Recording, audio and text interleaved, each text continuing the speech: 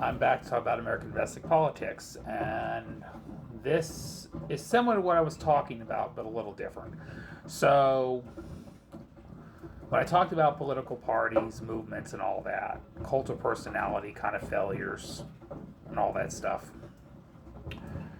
um, what I wanted to say though is I'm thankful to see the collectivism of people rising up.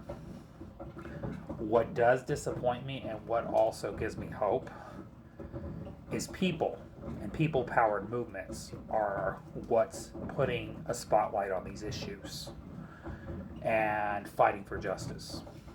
Okay, because at the end of the day, it's up to the people. It's up to us.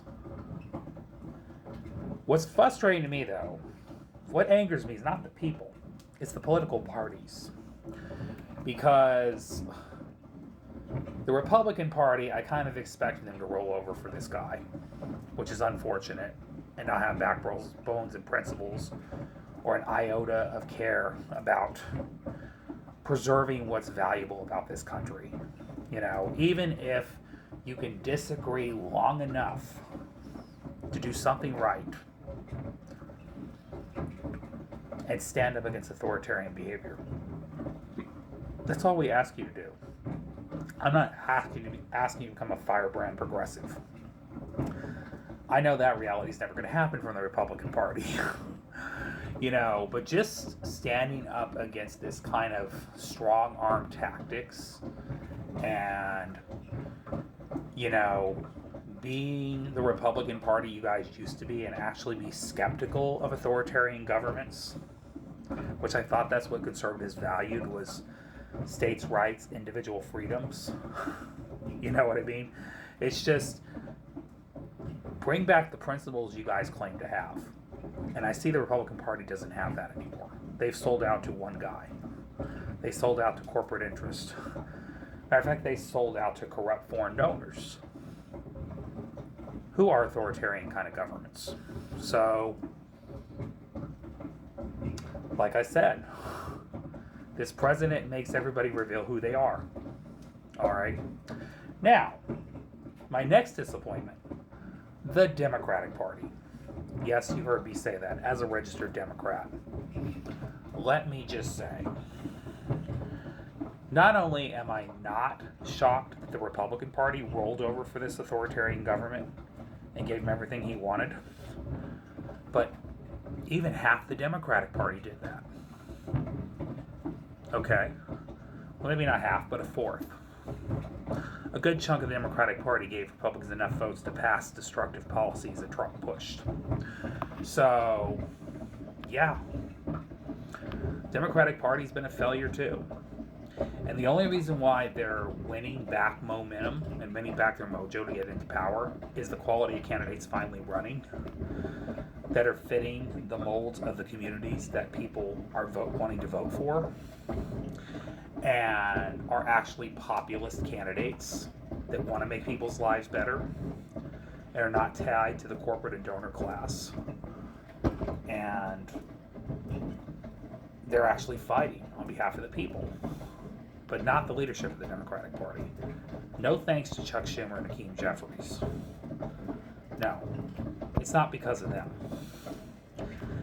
And they can't, and we're going to make sure they never take credit for any of these victories that Democrats are winning, because it had nothing to do with them. All right? Because their ability to fight sucks. Their leadership's terrible. All right? Your strongly worded letters, Chuck Schumer, are pathetic. Pathetic. The fact you were even willing to give more money to ICE after what we witnessed, and then suddenly walk it back when you realized how controversial it was. Pathetic. Hakeem Jeffries contemplating the issue. Now, the one thing I will say about Hakeem Jeffries, he did hands down vote it down. I give him credit for that. He has taken stances a little better than Schumer. A little better. Not completely better, but just a little better. One iota better. But, you know, it's just as a disappointment. I mean, this Democratic Party leadership's got to change. And I'm glad the voters are waking up.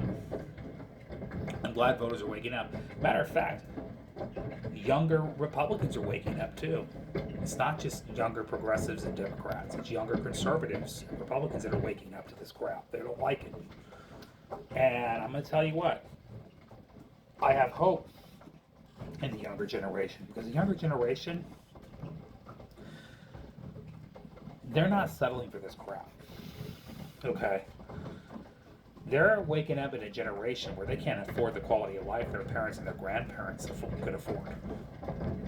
Okay? They've never known that great American dream. All right? They've been put in a world of consumerism, but no ability to grow and thrive with opportunity. It's always how much you have to pay for this, how much you're going to pay for that. Oh, you go to college. Oh, you got to spend $200,000 to go to school. Oh yeah. Oh, sorry. There's no jobs for your degree you just went to school for.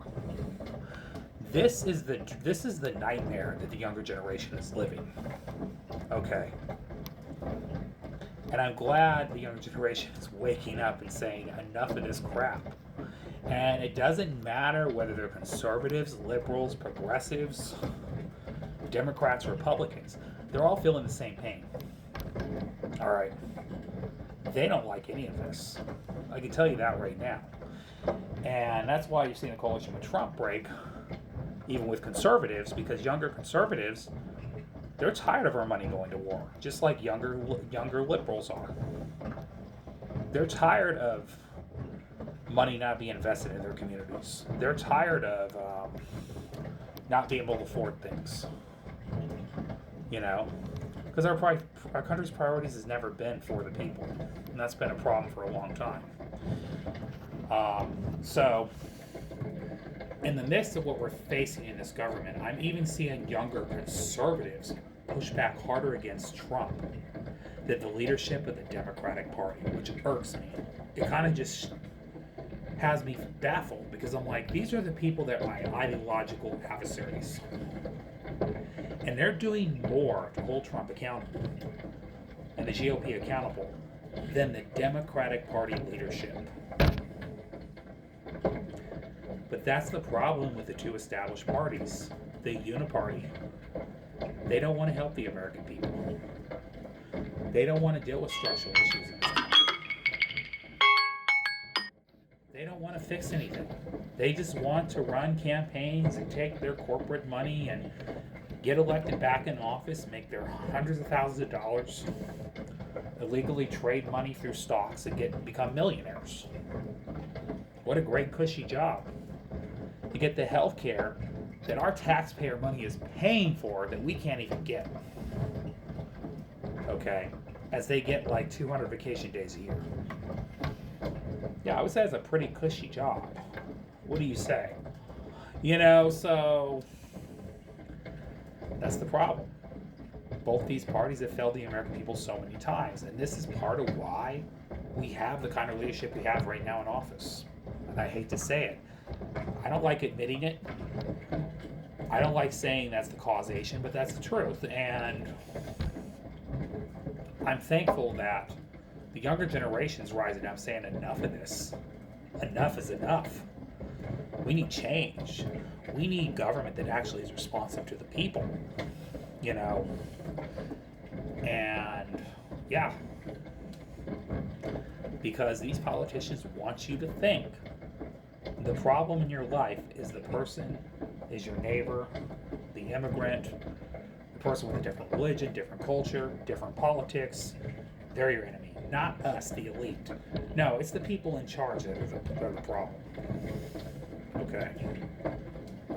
So, that's all I want to say in this video. Anyways, see y'all later. Have a great night. Love y'all. Goodbye.